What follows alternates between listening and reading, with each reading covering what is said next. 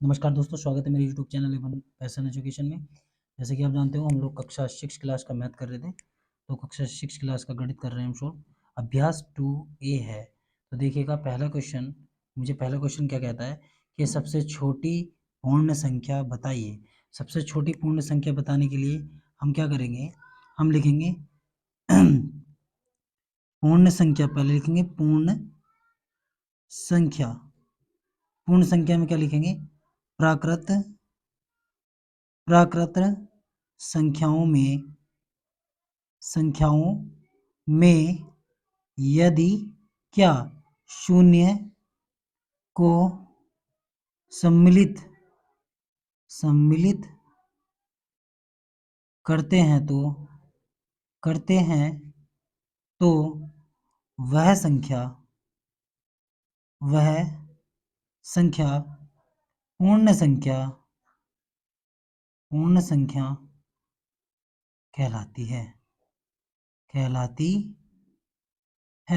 ध्यान देंगे, उसने कहा सबसे छोटी पूर्ण संख्या जो होती है वह 0 से शुरू होती है। क्या होती है?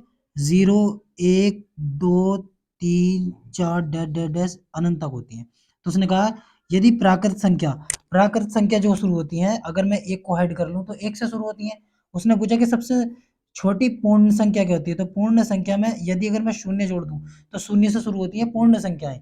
तो शून्य से जब प्रारंभ होती है पूर्ण संख्याएं, तो इसमें जो 0 है वह क्या होगी, सबसे छोटी पूर्ण संख्या होगी। तो इसका जो आंसर होगा वह होगा 0। क्या होगी? सबसे छोटी पूर्ण संख्या होगी। उसके बाद नेक्स्ट देखिए, अगला सवाल क्या कहता है, संख्या रेखा पर निम्नांकित पूर्ण संख्याओं को प्रदर्शित करना है। तो देखेंगे, एक संख्या रेखा खींचेंगे। ये इस प्रकार मैंने एक संख्या रेखा खींची, इसे थोड़ा और बड़ा कर लेते हैं, और ये सेंट्रल में 0 है। इधर क्या चलेगा मान, इधर निगेटिव में मान चलेगा। 1, -2, -3, -4, -5, -6 और -7। इस प्रकार से क्या होगा, इसमें ये चीज़ माइनस के चलेंगे। अब इधर को अगर हम चलते हैं तो क्या आएंगे, चिन्ह प्लस में आएंगे, पॉजिटिव मान होगा। 1 + 2 3 4 5 6 और 7। तो उसने कहा निम्नलिखित संख्याओं को, पूर्णांक संख्या को क्या संख्या रेखा पर निरूपित करना है। तो 0 ये है और 7 ये है।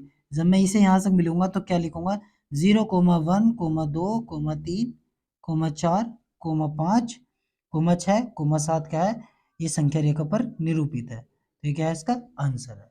अगला सवाल देखेंगे, सवाल नंबर क्या कहता है अगला, कि 3 क्रमागत पूर्ण संख्याओं में पहली और तीसरी का योगफल कितना है, 28 है। तो वे संख्याएं ज्ञात करनी है मुझे, वे तीनों संख्याएं ज्ञात करनी है। तो मैं क्या काम करूंगा, इस सवाल को सोल्व करने के लिए मैं लिखूंगा माना 3 क्रमागत जो पूर्ण संख्याएं वे होंगी x+1, x+2 होंगी। तो अब देखिए क्या कहा उसने, ये पहली, ये दूसरी, ये तीसरी। इसने कहा पहली और तीसरी, यानी कि x और उसके बाद क्या है, तीसरी का योगफल प्लस के, तीसरी कौन सी है, x प्लस के 2। इसका योगफल कितना है, 28 है। तो ध्यान देंगे, x x को जोड़ेंगे कितना आएगा मेरे पास, 2x प्लस के 2 बराबर 28। क्या काम करेंगे, ये 2x ऐसी रहेगा, ये 28 माइनस के 2 जाएगा तो मेरे पास कितना आएगा, यानी 2x बराबर 28 में से 2 गए 26। अब मैं x ऐसी रहने देंगे, 26 के नीचे क्या 2 से अगर हम इसे भाग देते हैं तो कितना आएगा, 13। यानी कि जो संख्या है एक तो 13 होगी, x का मान कितना आ गया, 13 होगी। अब ये क्या है, x प्लस के बन दी गई है। अगर मैं x का मान 13 रखूँ, प्लस के 1 जोड़ूं तो कितनी हो जाएगी, 14। तो अगली जो संख्या वो कितनी होगी, 14। उसके बाद दिया उसने x प्लस के 2, x का मान अगर मैं 13 रखूँ और 2 जोड़ दूं तो कितनी होगी, टोटल 15। तो अगली संख्या क्या होगी, इसमें 15 होगी। तो वह संख्या क्या होगी, 13, 14 और 15 होगी। ये क्या है, इसका आंसर हो जाता है। देखिएगा, अगला सवाल क्या कहता है, यदि 3 क्रमागत पूर्ण संख्याओं में मध्य की संख्या कितनी है, 39 हो, तो वे तीनों संख्याएं मुझे क्या करनी है, ज्ञात करनी है। तो देखेंगे, इस क्वेश्चन को सॉल्व करेंगे, लिखेंगे माना माना 3 क्रमागत पूर्ण संख्याएं, पूर्ण संख्याएं कौन कौन सी लिखवाई थी मैंने? एक थी x थी, एक x प्लस 1 थी और एक x प्लस के 2 थी। अब उसने क्या कहा कि 3 क्रमागत पूर्ण संख्याएं मैंने लिख दी। कहा यदि 3 क्रमागत पूर्ण संख्याओं में मध्य क्या है? ये x प्लस 1 है की संख्या 39 हो। क्या हो? की संख्या क्या हो? 39 हो। तो देखो x प्लस 1 बराबर कितना है? ये 39 हो। तो हमें x का मान निकालना, तो x का मान ऐसे ही रहेगा और जो ये प्लस का है 1 उधर जाएगा क्या में? माइनस में। तो जब 39 में से एक जाएगा कितना बचेगा मेरे पास? 38 बचेगा। तो x का मान क्या आ गया मेरे पास? 38 आ गया। अब उसने कहा कि वे संख्याएं मुझे ज्ञात करनी थी, वे तीनों संख्याएं मुझे बतानी थी। तो पहली x थी और दूसरी क्या थी? x प्लस के 1 थी और तीसरी क्या थी? x प्लस के 2। तो x का मान कितना हो गया? 38 हो गया और दूसरा x का मान क्या है? 38 प्लस के 1। अगर मैं इसमें से जोड़ूंगा तो कितना आएगा? 39 आएगा। यानी कि एक तो 38 हो गई और एक 39 हो गई। अब x का मान 38 था प्लस में 2 जोड़ूंगा तो 38 और 2 कितना हो गया? 40। तो दूसरा मान क्या हो जाएगा? 40। यानी कि 38, 39, 40 वे तीनों संख्याएं कौन सी होंगी? 38, 39 और 40 वह संख्याएं होंगी। अगला सवाल देखेंगे।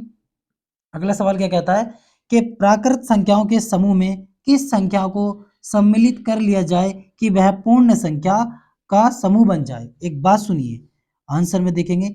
जो हम प्राकृत संख्या होती है, प्राकृत संख्या, इसे इंग्लिश में कहते हैं नेचुरल नंबर।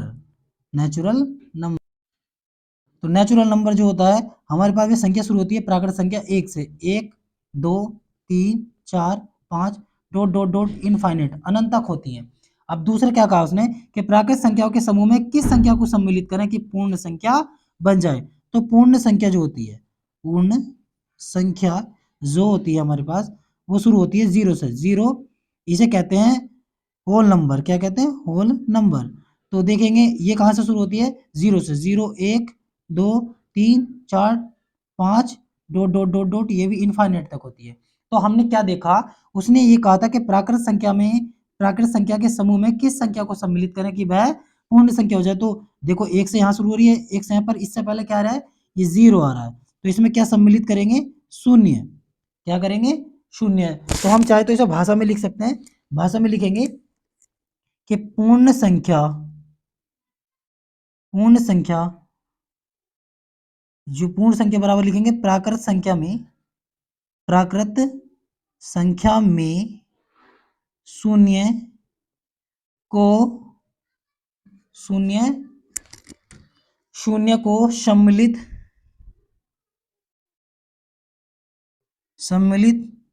कर लिया जाए तो वह संख्या क्या कहलाएगी? पूर्ण संख्या कहलाती है। तो इस प्रकार से हम इसकी थ्योरी भी लिख सकते हैं। और जो हमने शून्य देखा तो इसका शून्य जोड़ा था, शून्य इसमें पूर्ण संख्या में सबसे पहले शून्य से शुरू हो रही है। तो ये शून्य है, ये क्या है? एक पूर्ण संख्या है। तो इसका आंसर क्या हो जाएगा? ये आंसर हो जाता है। Thank you class.